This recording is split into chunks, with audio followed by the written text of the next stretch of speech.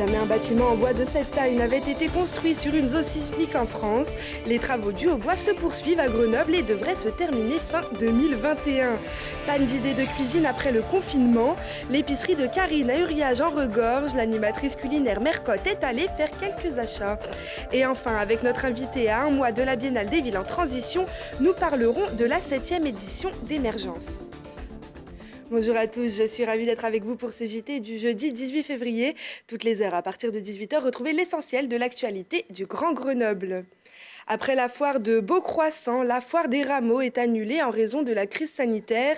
L'événement qui n'avait déjà pas eu lieu en 2020 ne prendra pas place non plus sur l'esplanade de Grenoble en 2021. La traditionnelle foire des rameaux était initialement prévue le 27 mars au 18 avril. La ville de Grenoble, qui a annoncé sa décision de l'annuler, rappelle que l'arrêté préfectoral du 30 octobre visant à freiner la propagation du Covid interdit les fêtes foraines dans le département. Mais les chantiers, eux, continuent. Une première en France en zone sismique, supportée par une structure en bois inédite. Le bâtiment Aubois dans le quartier Flaubert abritera 56 logements sociaux sur 9 niveaux.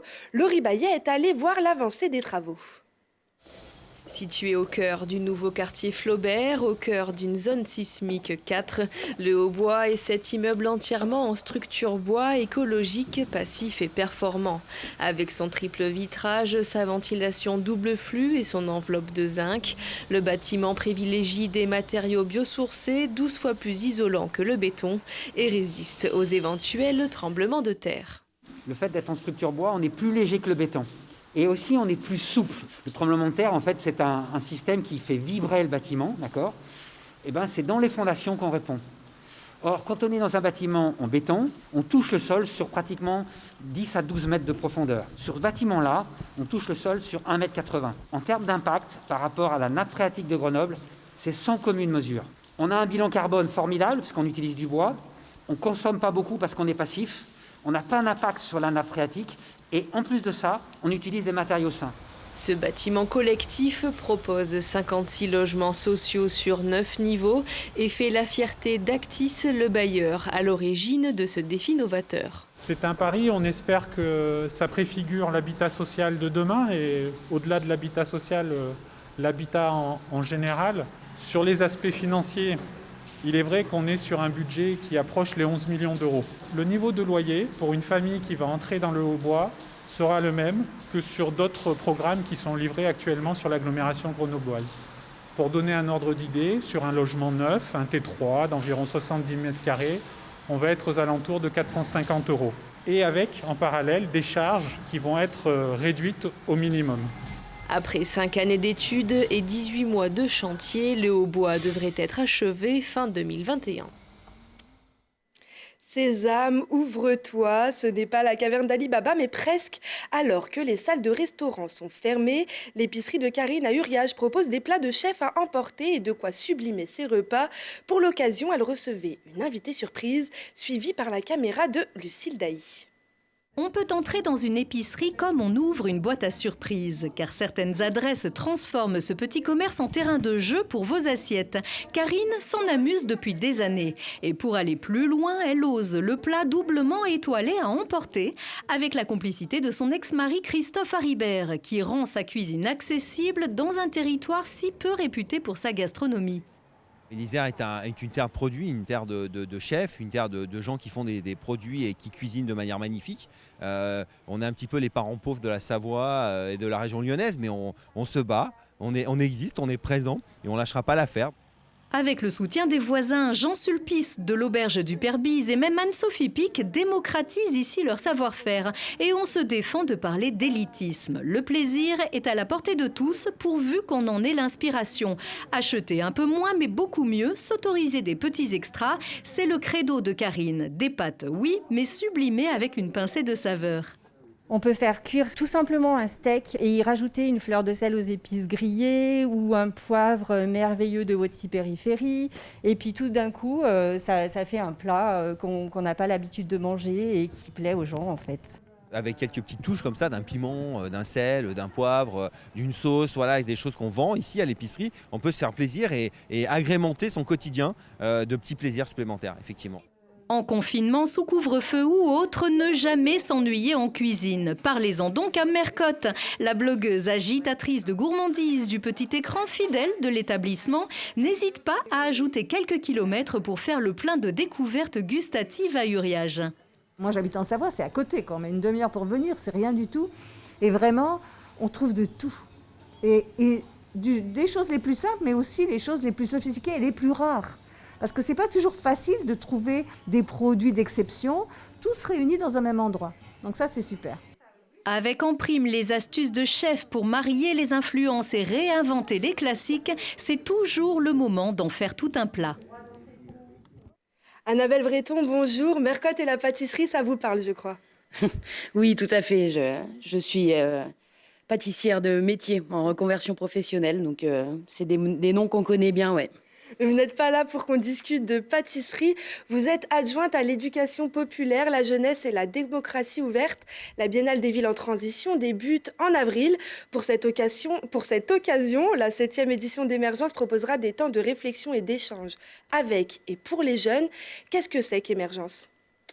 Émergence, c'est un projet qui arrive dans sa 7e édition, qui laisse la parole à la jeunesse, qui valorise leurs talents, leur donne une voix, qui met en valeur la puissance de leurs mots. C'est des jeunes qui vont être accompagnés dans des pratiques artistiques, surtout sur la parole, par des professionnels, dans des masterclass, et qui vont avoir la chance d'être sur scène face à un public pour Émergence 7, en tout cas cette année, et puis les 6 éditions d'avant. C'est vrai qu'on vient de vivre une année un peu particulière. Pour les jeunes aussi, ça a été difficile. Est-ce qu'il y a une thématique particulière pour cette 7e édition ? Alors, cette 7e édition, elle va être coupée un petit peu en deux avec la Biennale des villes en transition qui aura lieu début avril et Émergence 7 qui aura lieu le 28 mai à la MC2. Et c'est vrai que de par la Biennale des villes en transition et la crise sanitaire actuelle, on sait que la jeunesse a été quand même très touchée aussi par cette crise, qu'ils ont besoin d'exprimer un peu ce qu'ils ont ressenti. Donc effectivement, la ville de demain, l'essentiel et la crise sanitaire vont être au cœur du travail de prise de parole, d'éloquence et de pratiques artistiques sur Émergence 7. Alors justement, il y a prise de parole, éloquence, pratique artistique. Quelles sont les différentes formes d'expression orale ?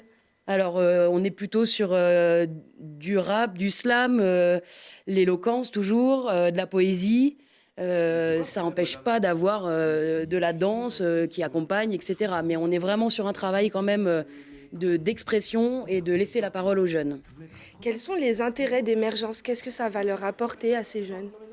Ça valorise complètement ce qu'ils sont, ce qu'ils pensent. Ils travaillent ensemble dans des masterclass. C'est des groupes de jeunes qui viennent d'horizons complètement différents. Donc il y a déjà eu des rencontres qui se passent pendant les masterclass. Et ensuite, c'est la mise en valeur de ce qu'ils ont au plus profond, de ce qu'ils arrivent à exprimer. On les accompagne pour exprimer au mieux. On voit, vous avez un peu les vidéos derrière, mais on voit des parcours assez exceptionnels avec les masterclass. Et ce final quand même sur scène avec un public qui donne quand même, qui valorise vraiment le travail qui a été fourni et la parole des jeunes qui arrivent à s'exprimer avec l'outil dont ils ont besoin et accompagnés par des professionnels toujours. Justement, pour visualiser un peu tout ça, on va tout de suite voir un extrait du film Familia Eloquentia. Dans la vie et du coup j'ai fait une pause. Là je suis en train de faire ma pause pour grandir plus sur le plan personnel, pour pouvoir savoir où est-ce que je vais. Donc l'école, bien sûr, ça m'a appris plein de choses. Ça m'a appris donc les maths, ça m'a appris la SVT, beaucoup de sciences, mais ça m'a pas appris ça donne de la joie, c'est une essence énorme. Tu vois, par exemple, moi j'ai voulu faire une école d'acteur à Paris et mes parents ils m'ont dit tu feras jamais ça. Aucune prise de tête, aucun courant avec les gens. Il y en a des milliers qui l'admirent sur des dizaines et des cents. Je préfère le sourire aux larmes, je veux voir des gens bien contents. Je préfère une belle vie que le drame, mais personne ne rentre dans mon sens.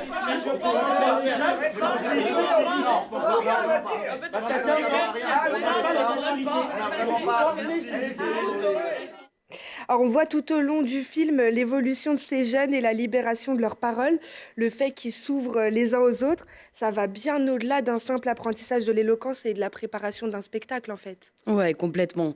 C'est un travail sur eux, sur ce qu'ils vivent au quotidien, ce qu'ils partagent avec les autres. C'est vraiment leur donner le moyen de la puissance de leurs mots et de les entendre et de fait par la vidéo, par le spectacle sur scène, c'est aussi donner vraiment de la valeur à leur expression. Et c'est souvent l'expression du quotidien, de ce qu'ils vivent tous les jours.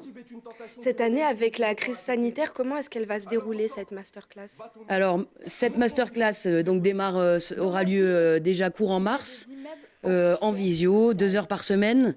Les inscriptions sont jusqu'au 27 février. Donc, on est obligé d'être en visio. On va vraiment travailler sur la relation, parce que ce qui est important, et ce qu'on voit aussi dans la vidéo derrière nous, c'est qu'ils discutent entre eux, ils échangent entre eux, et c'est aussi comme ça qu'ils progressent. Donc, ça sera en visio, 2 heures par semaine en mars. On espère, pendant la biennale, avoir quand même des masterclass et une grosse après-midi sur la jeunesse, où on parle de la jeunesse avec eux. Le dimanche aussi de la biennale, une masterclass spécifique sur la danse. Donc on espère arriver à la faire en présentiel. On ne sait pas encore comment ça se passera. Et vraiment, on croise les doigts pour que le 28 mai, on puisse être à la MC2 pour aboutir à Émergence 7. Alors les inscriptions, vous l'avez dit, c'est ouvert jusqu'au 27 février, 26 ouais, 26 c'est ça. février. Pour participer, il faut avoir entre 15 et 25 ans et habiter Grenoble ou son agglomération. Comment est-ce qu'on fait pour s'inscrire? Comment ça se déroule? Alors, vous avez vraiment tous les supports en ce moment de communication. Vous pouvez vous inscrire évidemment sur les sites internet, grenoble.fr, Émergence. Vous tapez Émergence 7, vous arrivez. C'est ouvert à tous les jeunes. Il n'y a pas de sélection, on prend tout le monde.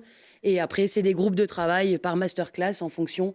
Mais c'est gratuit, il y a aucun c'est très facile et vous avez vraiment de la communication en ce moment partout sur l'espace public, bientôt dans les trams, sur Télé Grenoble ce soir. Merci beaucoup Annabelle Breton d'avoir été avec nous. Alors on le rappelle, le spectacle Émergence devrait normalement avoir lieu le 28 mai à la MC2.